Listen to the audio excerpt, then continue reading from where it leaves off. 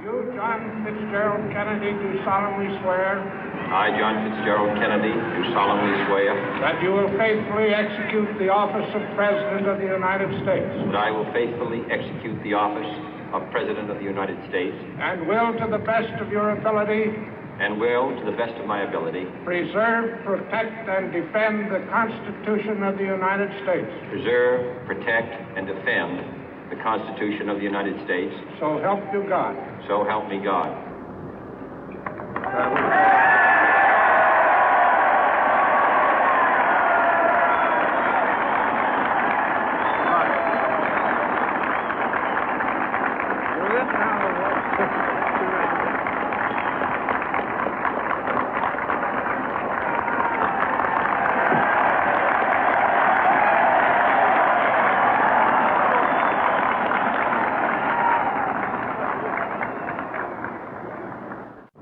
Vice President Johnson, Mr. Speaker, Mr. Chief Justice, President Eisenhower, Vice President Nixon, President Truman, Reverend clergy, fellow citizens.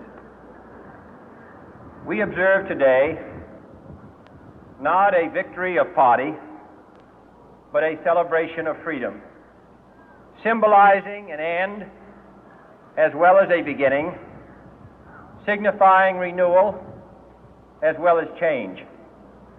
For I have sworn before you and Almighty God the same solemn oath our forebears prescribed nearly a century and 3/4 ago.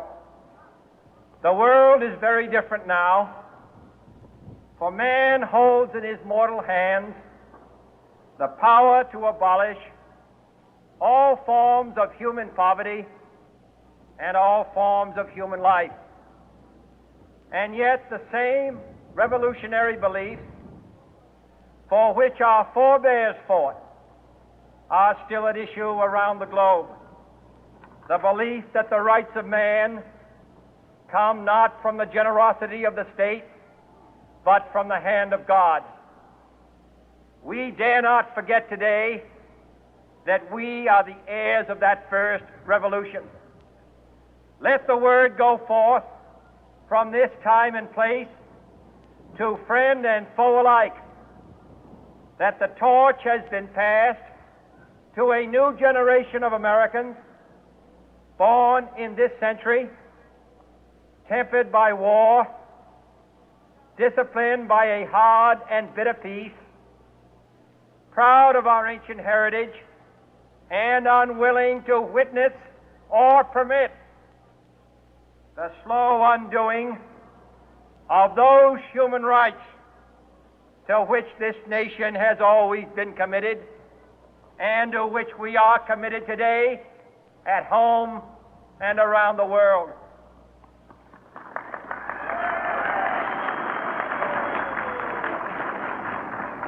Let every nation know, whether it wishes us well or ill, that we shall pay any price, bear any burden, meet any hardship, support any friend, oppose any foe to assure the survival and the success of liberty.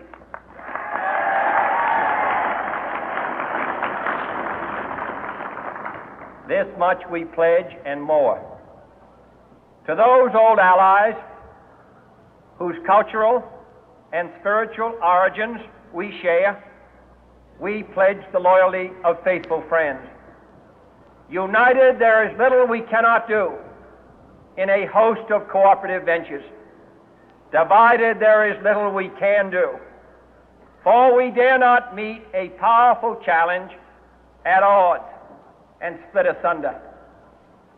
To those new states whom we welcome to the ranks of the free, we pledge our word that one form of colonial control shall not have passed away, merely to be replaced by a far more iron tyranny. We shall not always expect to find them supporting our view, but we shall always hope to find them strongly supporting their own freedom, and to remember that in the past, those who foolishly sought power by riding the back of the tiger ended up inside.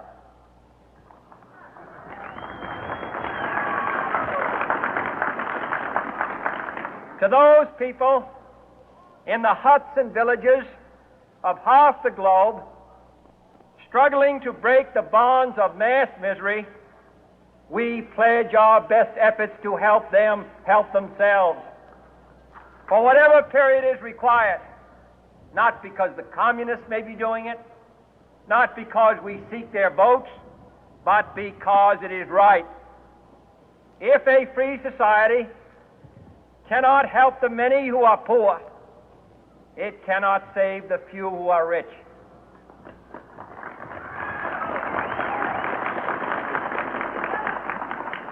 To our sister republics south of our border, we offer a special pledge to convert our good words into good deeds, in a new alliance for progress, to assist free men and free governments in casting off the chains of poverty.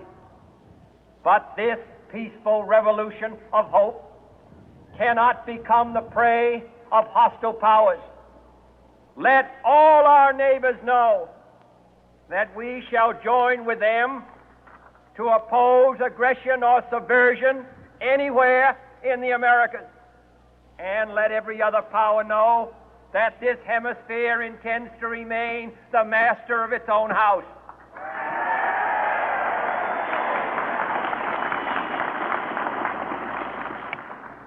To that World Assembly of Sovereign States, the United Nations, our last best hope, in an age where the instruments of war have far outpaced the instruments of peace, we renew our pledge of support to prevent it from becoming merely a forum for invective, to strengthen its shield of the new and the weak, and to enlarge the area in which its writ may run. Finally, to those nations who would make themselves our adversary, we offer not a pledge, but a request that both sides begin anew the quest for peace.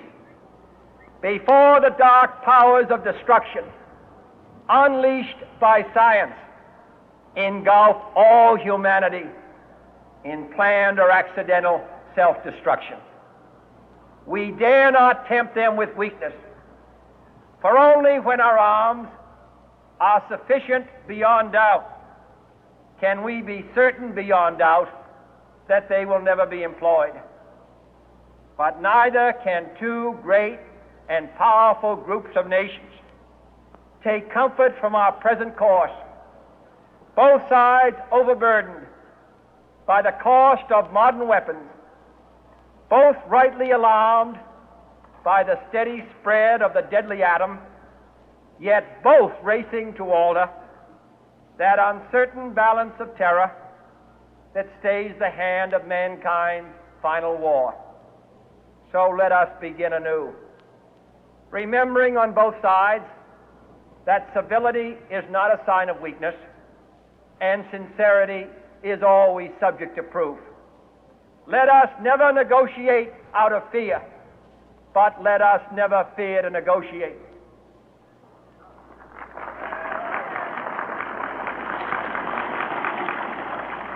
Let both sides explore what problems unite us, instead of belaboring those problems which divide us.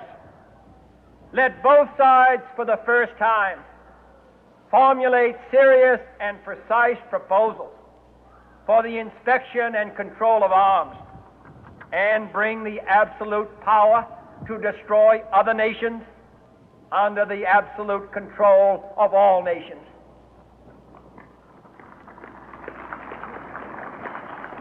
Let both sides seek to invoke the wonders of science instead of its terrors. Together, let us explore the stars, conquer the deserts, eradicate disease, tap the ocean depth, and encourage the arts and commerce. Let both sides unite to heed in all corners of the earth the command of Isaiah to undo the heavy burden and let the oppressed go free. And if a beachhead of cooperation may push back the jungle of suspicion,